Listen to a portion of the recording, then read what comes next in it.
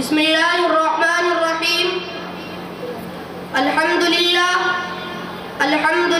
الذی خلق الانسان وزینہ بصفة الخلوص والإحسان والصلاة والسلام على محمد صلی اللہ علیہ وسلم صاحب الشریعة والقرآن اما بعد قال الرجیم بسم اللہ الرحمن الرحیم وما امروا الا ليعبدوا الله مخلصين له الدين حنفاء ويقيموا الصلاة ويؤتوا الزكاة وذلك دين القيم۔ محترم بزرگوں اور دوستوں، ابھی میں نے آپ کے سامنے کلام پاک کی ایک آیت تلاوت کی ہے۔ اس آیت کا ترجمہ یہ ہے کہ لوگوں کو نہیں حکم دیا گیا مگر اس بات کا کہ وہ اللہ کی عبادت کرے، اس کے لیے دین کو خالص رکھے، نمازیں قائم کرے اور زکوٰۃ دے، یہی مضبوط دین ہے۔ انسان اس دنیا آباء و گل میں بھیجا گیا، وہ ظالم تھا تو عادل بھی تھا، وہ جاہل تھا تو عالم بھی تھا۔ انسان کی تخلیق کچھ عجیب ڈھنگ سے ہوئی۔ خالق کائنات نے اس میں گو نہ گو خصلتیں شدید بن گیا، اور اگر اطاعت پر اتر آیا تو فرشتوں سے بھی بازی لے گیا۔ آپ اپنے ماحول پر نظر ڈالیں گے تو قدم قدم پر خالق کائنات کا عجوبہ کاری آپ کو تعجب میں ڈال دے گی۔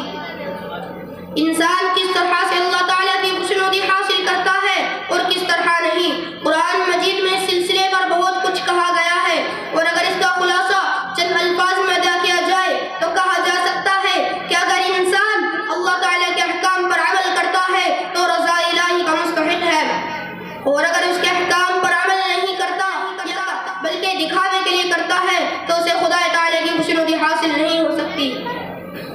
جس طرح دال بے نمک بیکار ہوتی ہے چاہے اسے کتنی ہی اچھی طرح پکایا جائے، اسی طرح انسان کا عمل بیکار ہو جاتا ہے اگر وہ اخلاص کے ساتھ نہ کیا جائے۔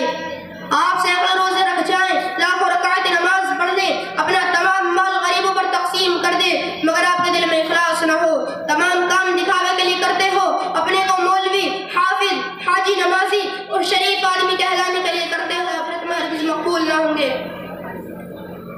آپ کی 2 رکعت نماز اگر اخلاص کے ساتھ پڑھی گئی تو ثواب لاکھوں رکعت و نماز سے افضل ہوگی جو کہ دکھاوے کے لیے پڑھے ہو۔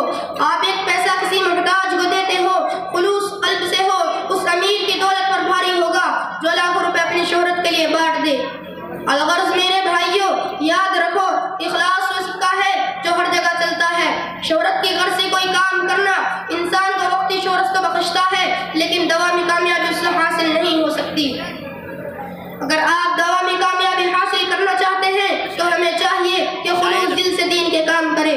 اللہ تعالی ہمیں اور جمع حاضرین کو اخلاص کی توفیق عطا فرمائے اور ایمان پر قائم رکھے، آمین۔ وآخر دعوانا الحمدللہ رب العالمین۔